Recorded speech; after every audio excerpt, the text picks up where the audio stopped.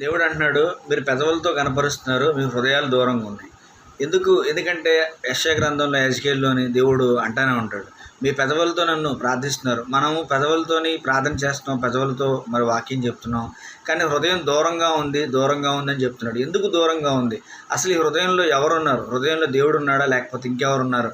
హృదయంలోని దేవుడు లేకపోవడం వల్ల మనం, ఎందుకంటే హృదయంలో ఎవరున్నారనే విషయం బైబిల్ ఏం చెప్తుందంటే, మీ హృదయం దేనితో నిండిందంటే, మీ హృదయం శరీరాశలు, నేత్రాశలు, జీవడంబు, మీ ఆశలు, మీ కోరికలు, మీ హృదయంలో మీరున్నారు, మీ హృదయంలోని దేవుడు లేడు.